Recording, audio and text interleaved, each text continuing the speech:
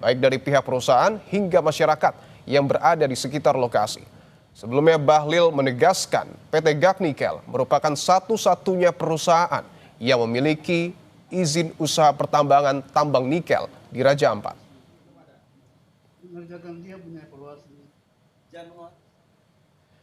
Mengutip dari foto citra satelit yang diunggah oleh Harian Kompas dalam laman Instagramnya, berdasarkan foto citra satelit yang diambil pada 29 November 2016, belum terlihat adanya pembukaan lahan di Pulau GAC. Kondisi yang sama juga tampak pada citra satelit yang diambil pada 19 Maret 2017. Namun pada tahun 2018, aktivitas pembukaan lahan mulai terlihat di pulau itu.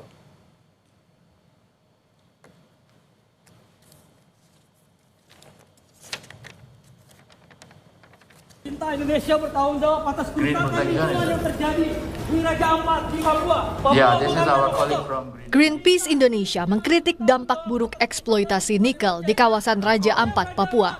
Data Greenpeace Indonesia menyebut industri tambang nikel di Papua berdampak pada kerusakan lingkungan di sejumlah pulau kecil di Raja Ampat. Greenpeace menyebut ada lebih dari 1 perusahaan tambang nikel yang aktif beroperasi di Raja Ampat.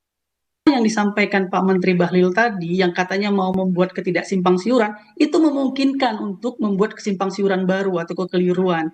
Raja Ampat ini, karena Raja Ampat ini juga bukan hanya PT GAC dan bukan hanya Pulau GAC. Saat ini ada 5 izin yang aktif, yang izinnya diterbitkan oleh Kementerian ESDM.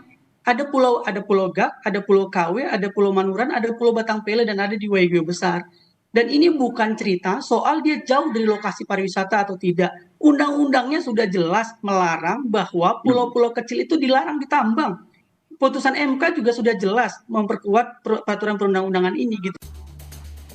Penolakan aktivitas tambang nikel di Raja Ampat juga ramai digaungkan warganet di media sosial. Warganet menyerukan tagar Save Raja Ampat sebagai bentuk kritik atas kerusakan lingkungan yang terjadi di sana. Salah satu musisi, Robby Navikula, menyebut aktivitas penambangan di Raja Ampat menyalahi aturan. Yang terjadi di Raja Ampat itu adalah hal yang sangat keterlaluan. Kita udah ada hukum, norma hukum yang mengatur bahwa pulau-pulau kecil tidak boleh ditambang. Kalau menurut saya, ini sudah masuk ke pelanggaran hukum ya. Sudah tahu itu salah, tapi masih tetap memaksakan kepentingan, bahkan mencari dalih atau alasan apapun, termasuk merekayasa hukum itu sendiri, itu menurut saya adalah tindakan yang jahat. Sebelumnya, Menteri Energi dan Sumber Daya Mineral Bahlil Lahadalia bilang, jarak tambang nikel yang berada di Pulau GAC dengan kawasan pariwisata Raja Ampat mencapai 30 hingga 40 km. Nemo dengan PT Pulau GAC itu kurang lebih sekitar 30 km sampai dengan 40 km. Jadi wilayah Kabupaten Raja Ampat itu banyak hutan konservasi, banyak pulau-pulau yang untuk prawisata, tapi juga ada pulau-pulau yang memang ada pertambangan. Kita memutuskan lewat Dirjen Minerba untuk status daripada IUP PT GAC yang sekarang lagi mengelola itu kan cuma 1 ya. Itu kami untuk sementara kita hentikan operasinya. Sementara melalui pesan tertulis kepada Kompas TV, Komisaris PT GAC Nikel Ahmad Fahrul Rozi menyebut lokasi tambang nikel dengan kawasan wisata sangat jauh. Fahrul Rozi juga bilang perusahaan taat kepada aturan dan ketentuan pemerintah untuk menjaga lingkungan. Menteri Energi dan Sumber Daya Mineral Bahlil Lahadalia meninjau langsung lokasi tambang nikel yang berada di Pulau GAC. Tinjauan ini dilakukan setelah pemerintah menghentikan sementara operasional tambang nikel di Pulau GAC untuk proses evaluasi. Tim Liputan, Kompas TV. Untuk mengulas polemik penolakan tambang nikel di Raja Ampat, Papua Barat Daya, sore ini kita bahas bersama Riko Sia, anggota Komisi 7 DPR, fraksi Nasdem, Dapil Papua Barat Daya. Lalu ada juga Charles Imbiri, Direktur Institut USBA yang bergerak dalam persoalan adat dan lingkungan Papua Barat Daya. Dan terakhir ada musisi yang merupakan vokalis grup Navikula, Gede Robi, yang menolak tambang nikel di Raja Ampat. Bapak-bapak, selamat petang. Selamat petang. Baik, saya ingin ke Pak Charles dulu. Pak Charles, apa catatan Anda dari dampak yang dirasakan warga Raja Ampat terhadap kemunculan tambang nikel ini, Pak?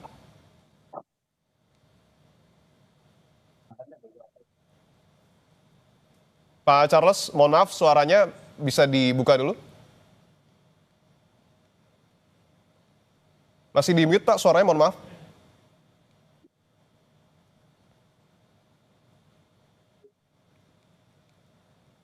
Baik, kita tunggu sambungan suara dari Pak Charles, tapi saya ingin ke Pak Riko dulu. Pak Riko, kenapa tambang ini bisa berada di kawasan Raja Ampat? Apakah sebelumnya DPR tidak memantau soal operasi tambang ini? Begini, kalau terkait dengan pengajuan izin tambang itu kan tidak ke DPR. Oke. Yang nanti akan melihat, yang akan nanti meninjau, yang studi kelayakan itu semuanya dari kementerian bersama dengan perusahaan.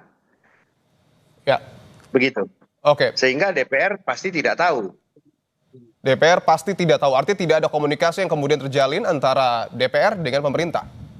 Nggak ada, karena tugas DPR itu kan fungsinya cuma legislasi, controlling, sama budgeting. Jadi tidak ikut-ikutan terkait dengan proses-proses perizinan. Baik, betul. Tentu proses perizinan ini ada di ranahnya pemerintah. Tetapi kan DPR memiliki fungsi untuk kemudian melakukan pengawasan. Pak Riko. Ya, tugas pengawasan itulah yang sekarang kita mau buat. Misalnya dengan adanya laporan-laporan yang terjadi di lapangan ini, ya kita pasti turun. Gitu. Oke. Artinya selain turun, apakah kemudian nanti DPR juga akan memanggil pemerintah untuk kemudian meminta klarifikasi? Tentunya dari masing-masing mitra komisinya. Kalau kita ini kan dari Komisi 7. Komisi 7 itu dalam hal ini ya pariwisata. Oke. Baik, saya ingin ke Pak Charles. Pak Charles, sudah bisa dibuka audionya, Pak? Baik. Pak Charles, saya ingin minta catatan Anda, Pak, dari dampak yang dirasakan warga Raja Ampat terhadap kemunculan tambang nikel ini, Pak. Iya, kalau secara umum orang tahu tambang itu merusak. Maka itu saya mau mulai seperti ini. Di awal Kabupaten Raja Ampat terbentuk, itu memang hampir sedikit pemerintah menetapkan Raja Ampat sebagai daerah pertambangan. Ya. Karena Tuhan memberi tambang banyak untuk Raja Ampat. Tetapi kemudian masyarakat bersepakat dalam deklarasi Tomolol dan selanjutnya hingga pemerintah daerah menetapkan Raja Ampat sebagai daerah konservasi, perikanan, dan pariwisata. Sehingga kemudian hari ini Raja Ampat terkenal di dunia karena pariwisata dan lingkungan bawah laut yang baik itu. Jadi sebenarnya persoalan tambang ini sudah dimulai sejak lampau. Sebelum Kabupaten Sorong ada, itu juga Indonesia sudah kasih tambang, kan begitu. Sehingga persoalan tambang ini jalan terus sampai sekarang. Masyarakat adat di awal itu sudah menolak dan menetapkan Raja Ampat sebagai daerah kawasan dan pariwisata. Saat ini tambang sudah ada dan kemudian kita bersyukur karena masyarakat nasional, masyarakat internasional mau bersinergi untuk mengadvokasi dan mendukung Raja Ampat tetap sebagai daerah pariwisata. Persoalan tambang merusak, tetapi misalnya di GAG itu masyarakat adat itu ada yang menolak, ada yang menerima. Kemudian perusahaan GAG Nikel masuk di hari ini itu persetujuan adat banyak yang belum terselesaikan, terutama kekhawatiran terhadap lingkungan hidup. Sehingga kalau bicara untung rugi ya memang hari ini GAG Nikel sudah beroperasi dan itu beberapa menguntungkan untuk masyarakat yang menjadi pekerja. Kemudian beberapa masyarakat yang mendapat keuntungan dari situ. Tetapi sesungguhnya keseluruhan itu merugikan di masa yang akan datang.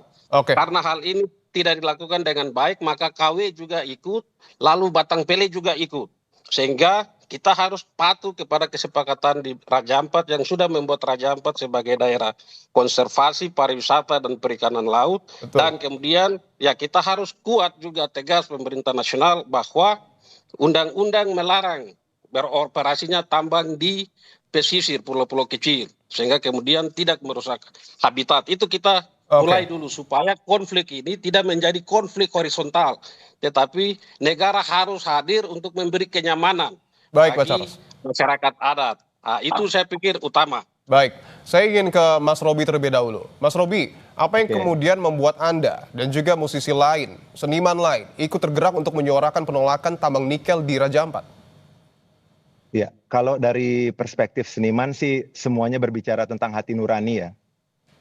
Hati nurani juga kalau kita lihat memang ada banyak ketidakberesan di situ. Itu yang apa namanya, yang pasti seniman berdasar daripada itu.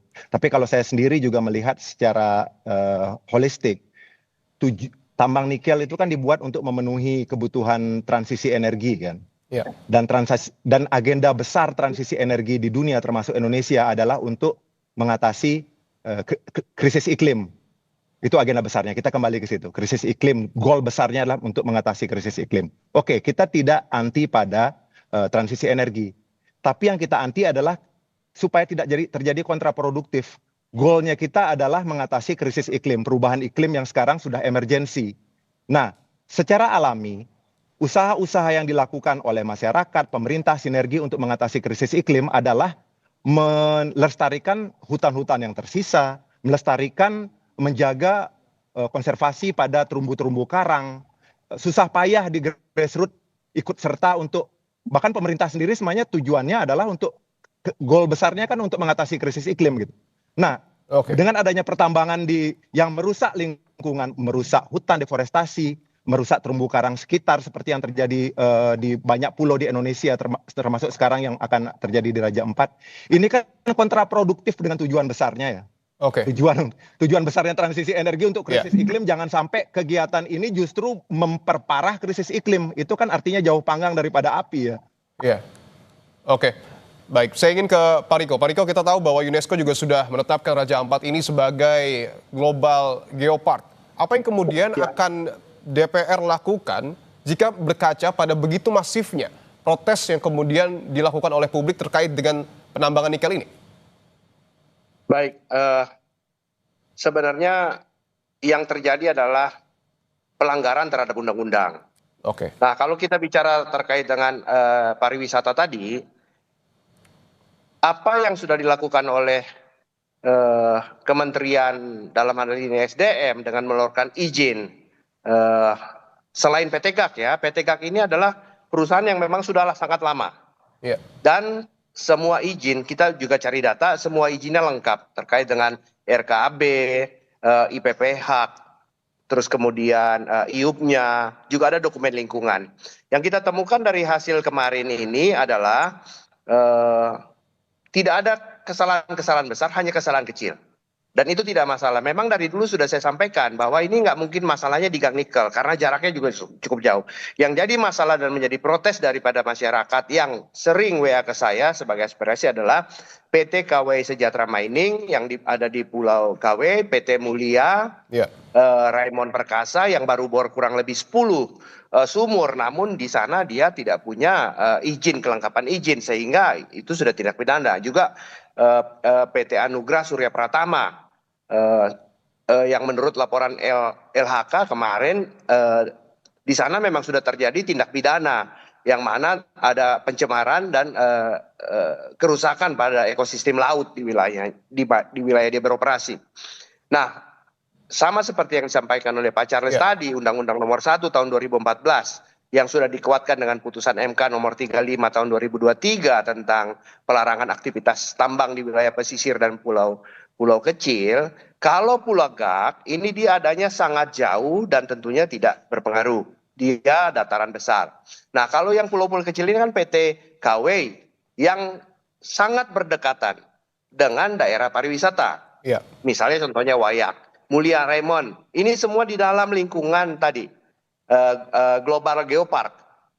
Nah, kalau ini dirusak, ingat sekali lagi apa yang sudah disampaikan tadi bahwa tambang-tambang ini yang sudah merusak hutan, yang mana hutan-hutan ini mestinya sebagai carbon capture dan juga sekaligus memproduksi oksigen. Ini kan Kontrak ini. Nah, yang Oke. terjadi sekarang, izin-izin yang melanggar ini tentunya harus dicabut.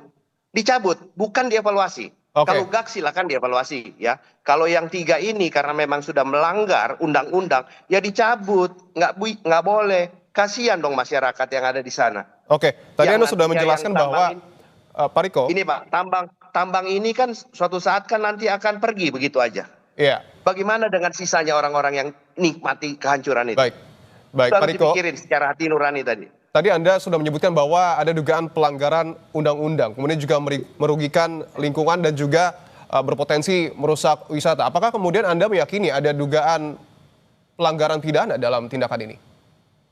Loh, kemarin sudah disampaikan, ada beritanya bisa dilihat di medsos yang disampaikan oleh LHK bahwa yang ada tindak pidana contohnya yang dilakukan oleh Anugrah Surya Pratama, di mana mereka sudah selesai melakukan eksplorasi beberapa luasan di sana yang kemudian memang merusak ekosistem, kan itu temuan. Oke. Yang berikut Pak, yang jelas-jelas Undang-Undang Nomor 1 Tahun 2014 itu kan betul-betul dilanggar oleh ketiga PT ini. Iya. PT KW, PT Mulia, dan Anugrah. Kenapa juga didukung oleh izin-izin yang diterbitkan oleh SDM? Kan sudah jelas-jelas ada undang-undang yang melarang aktivitas tambang di wilayah pesisir dan pulau-pulau kecil. Oke, baik Pak Riko. Baik, kami sudah tangkap pesan ya Pak Riko. Saya ingin ke Pak Charles. Pak Charles, ketika pemerintah sudah menetapkan bahwa akan menutup sementara operasional terkait dengan perusahaan nikel ini, apakah cukup sementara atau Anda melihatnya seperti apa? Kalau bisa tutup untuk selamanya, apa salahnya? Oke. Karena tadi masyarakat adat juga belum duduk kumpul sama-sama untuk bicara hak-haknya.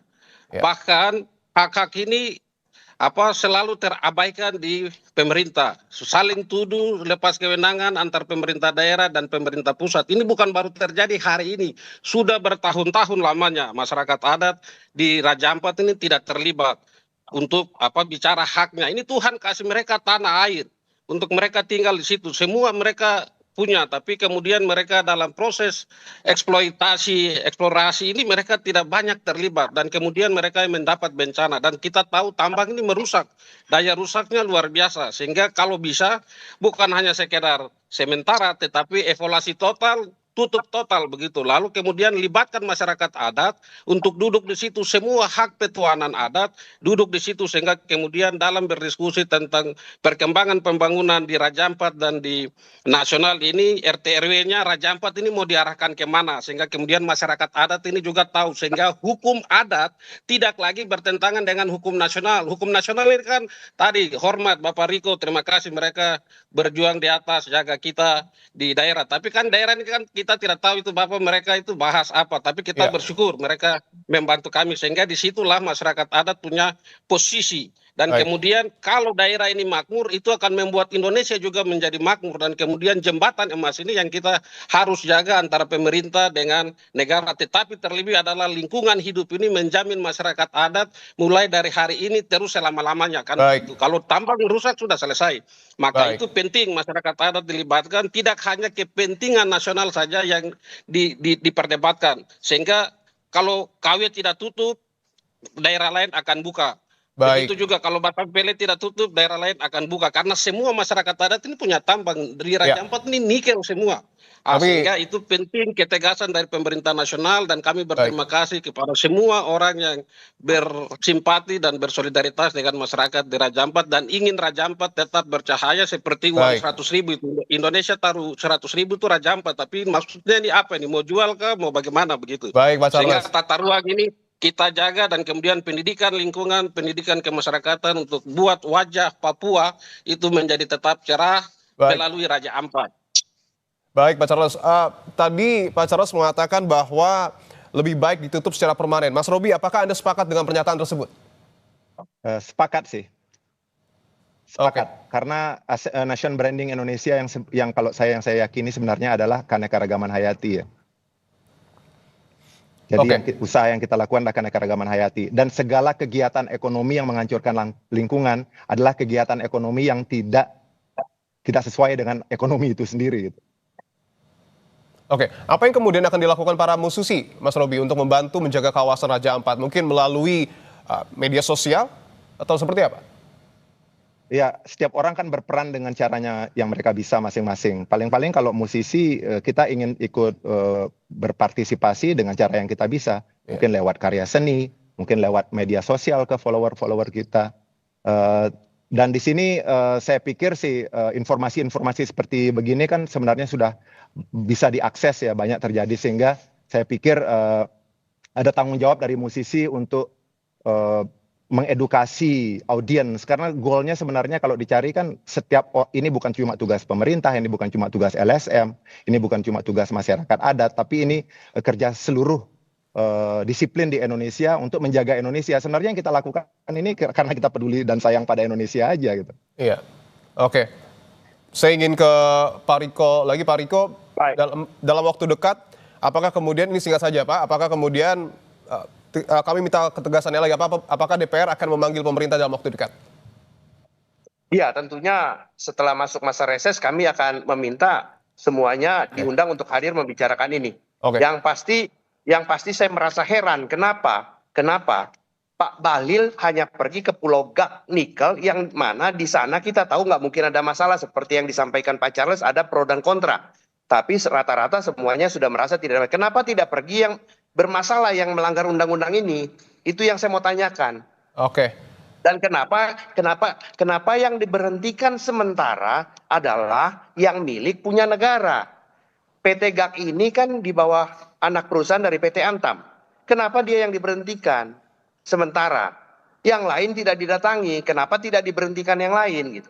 Itu tanda tanya besar sampai sekarang di hati nurani saya. Apa ada yang aneh di sini? Oke, baik. Dan yang lain ini segera harus dicabut karena memang melanggar undang-undang. Saat ini juga dihentikan.